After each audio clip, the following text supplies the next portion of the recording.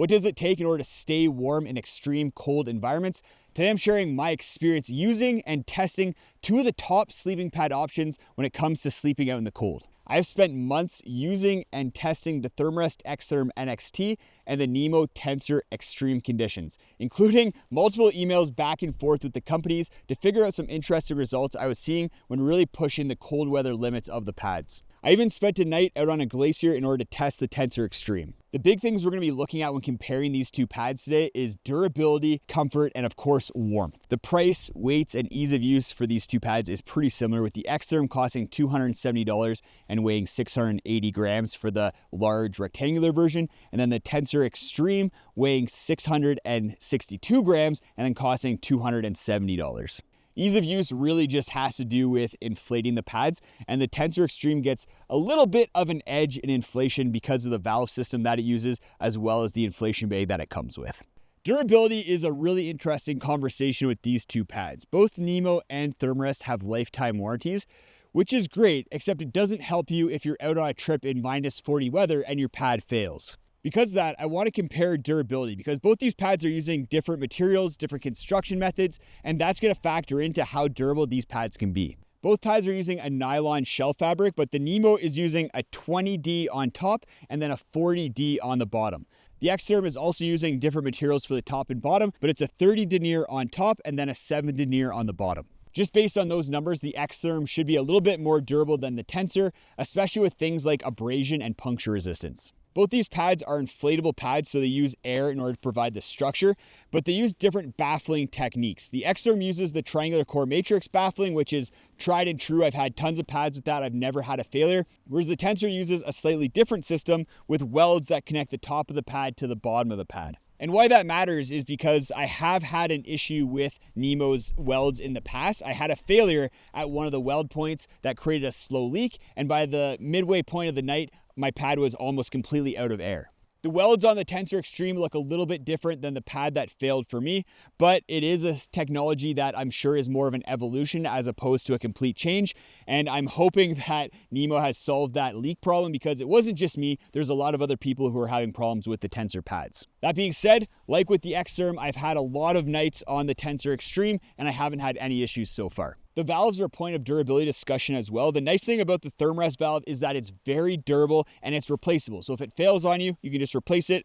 With the Tensor valve, you'd probably have to send it in order to get it replaced. Getting into comfort, there's two sleeping pad features that I think contribute to comfort the most: the thickness and then the baffling pattern that's on the pads. With the Xtherm, you're dealing with a 3-inch pad, which is basically the bare minimum, I think, for a comfortable pad these days, and then horizontal baffles, which is my least favorite baffling system because I'm a side sleeper and I find when I lay on my side on a horizontal baffling sleeping pad, my arm goes numb, falls asleep, and it's very uncomfortable. I find on pads like the Xtherm, I'm having to shift positions quite a few times over the course of the night. That being said, when I am using the Xtherm, it's often with a really poofy sleeping bag, and that does add a little bit of extra comfort and negates the horizontal baffles a little bit. The Tensor Extreme is 3.5 inches thick, which is a really nice thickness because you can kind of adjust the inflation a little bit. Just note that as you decrease the level of air inside the pad, that also decreases the warmth and R value. The Nemo Tensor also uses a modified horizontal baffle system, which I find a little bit more comfortable than what we have on the Xtherm. So instead of just straight horizontal baffles,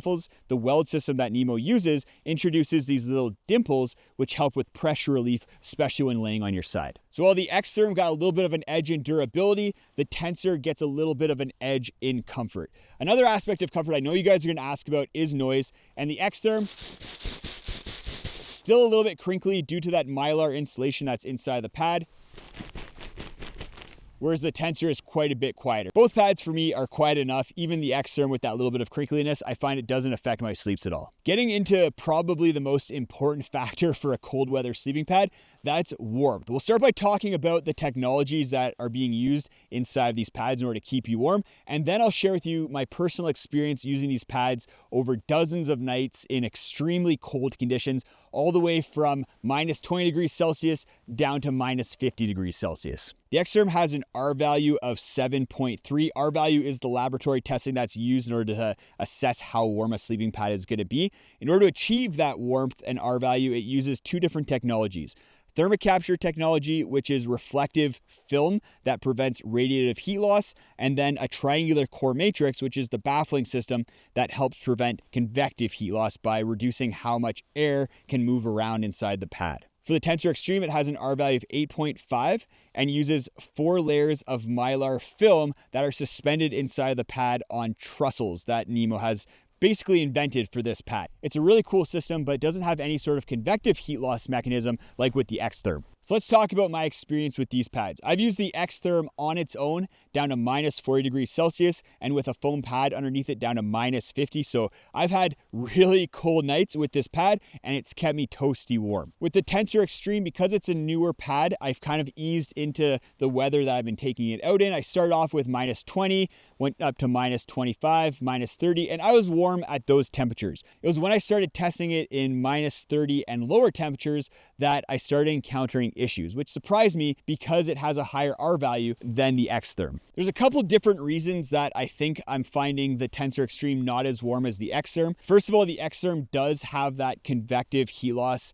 minimization factor with the triangular core matrix. And I think what might be happening with the Tensor, especially because it's such a big pad, is there's a thin layer of air above that top layer of Mylar film. And if any of that is in contact with the air around me, it's leading to convective heat loss via that air kind of channel or layer. Because of the triangular core matrix in the Xtherm, all the air is more isolated, so you're not having as many pathways for warm air to escape. The other issue I think I might have encountered with the Tensor Xtherm is the Mylar film that's suspended inside the pad sticking together a little bit and then decreasing the warmth and how effective it is at preventing radiative heat loss. What I found on a couple of occasions is that if I took the Tensor and kind of shook it a little bit, that seemed to lead to me sleeping warmer at night on it, down to about minus 30 degrees Celsius. Whereas if I didn't shake it, there's times where it was minus 20 and I was sleeping cold on this pad. I don't know for sure if the Mylar film is sticking together.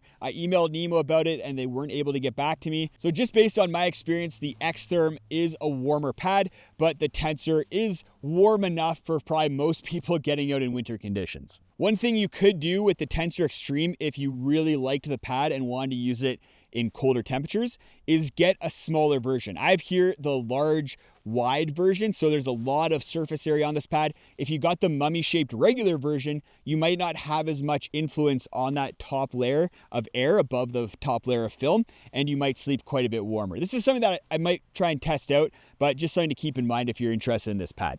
I think this really highlights one of the limitations of R-value testing is, while R-value testing can give you a good kind of base in order to start your search, it doesn't really give you the nuance of how the pads are going to perform in the field. And that can be really important when you're starting to push the limits of temperature.